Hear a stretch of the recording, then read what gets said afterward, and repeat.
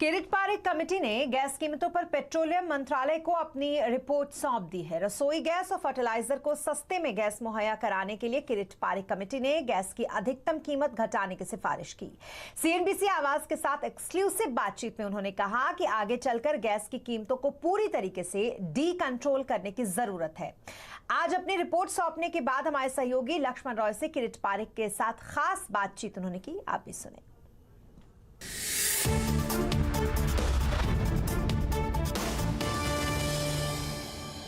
पारेख साहब, आपका स्वागत है सीएनबीसी आवाज में।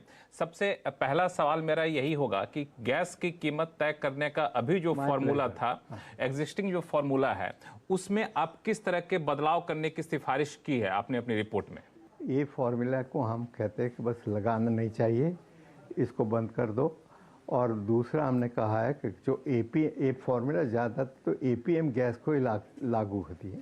एपीएम गैस हो, जो गैस हो एडमिनिस्ट्रेड प्राइस मैकेनिज्म वाला गैस, जो ओएनजीसी और ओआईएल अपने एलोकेटेड फील्ड में से निकालते हैं। तो ये जो एपीएम गैस है, इसके लिए फॉर्मूला थी। अभी हमने कहा कि फॉर्मूला नहीं, क्या जो इसका रेलेवेंस था वो इतने सालों बाद अभी कम है और ज़रूरी नहीं है। तो हमने कहा है कि इसका एक फ्लोर प्राइस रखनी चाहिए कि न्यूनतम प्राइस, जिससे ये न्यूनतम प्राइस ओएनजीसी और ओआईएल का marginal cost of production at least cover करे। इनको जो कॉस्ट है उनको तो कवर करना चाहिए, क्योंकि इसको और जो हमने अपर बाउंड भी रखा है कि जितनी ऊपर बाउंड ऐसा होना चाहिए कि दो गैस जाएगा सीजीडी और फर्टिलाइज़र को, कंज्यूमर्स है PNG means pipe natural gas वाले डोमेस्टिक कंज्यूमर और कॉम्प्रेस नेचुरल गैस वाले ट्रांसपोर्ट सेक्टर, ये दोनों को फेयर प्राइस से मिले। Fair price means the price कैसी होनी चाहिए कि जिनका जो ऑल्टरनेटिव है, जो इस फ्यूल है, पीएनजी के लिए एलपीजी के लगाओ और कंज्यूमर ट्रांसपोर्ट के लिए डीजल लगाओ, इससे कंपैरिजन में ये सब अट्रैक्टिव होना चाहिए, इसीलिए वो अपर बाउंड लगाया गया है। लेकिन हमने ये भी कहा कि अपर बाउंड हर साल $0.5 बढ़ेगा एंड धीरे धीरे बाय 2027 तक हम इसको पूर्ण both floor and ceiling price remove करेंगे और एपीएम गैस में पूरी कंपेटिटिव मार्केट के मुताबिक उनकी प्राइस और वितरण होगा। ठीक है। इसी तरह से जो पुराने फील्ड, दूसरे फील्ड है जो hard to extract deep high pressure, high temperature and other fields where they have already pricing freedom, but इनके पास मार्केटिंग फ्रीडम नहीं है पूरा, क्योंकि उसके पर जो प्राइसिंग है उसके पर एक अपर सीलिंग लगाई जा रही है। वो अलग सीलिंग है, वो प्राइस फार्मूले से नहीं, दूसरे फार्मूले से लगती है। तो हमने कहा कि ये भी जनवरी 1, 2026 से हटाया जाए। ये 3 साल और 4 साल की सुविधा देने के, टाइम देने का की ज़रूरत ये है कि देयर आर मैनी कंपनीज के अलग अलग उनका वो कॉन्ट्रैक्ट्स है, एंड ये सब कॉन्ट्रैक्ट्स को अपसेट हम नहीं करने चाहते, क्योंकि सारे अपसेट हो जाए तो फिर काफ़ी लोग बस कोर्ट में जाएंगे और ये सब बहुत डिस्ट्रप्शन आ जाएगा सेक्टर में। तो ये सब को ध्यान में रखते हमने ये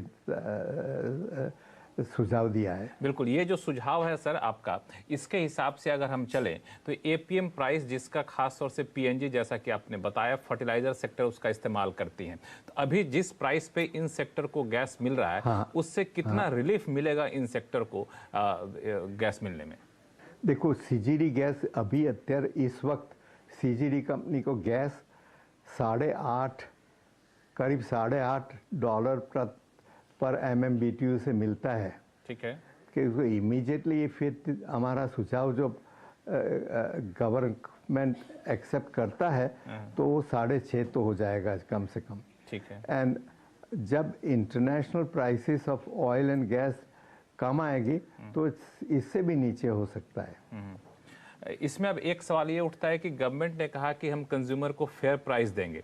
आप कह रहे हैं कि 27 के बाद इसको पूरी तरह से डिकंट्रोल कर दीजिए, एपीएम गैस प्राइस को, ना तो फ्लोर प्राइस रखिए ना तो सीलिंग प्राइस रखिए।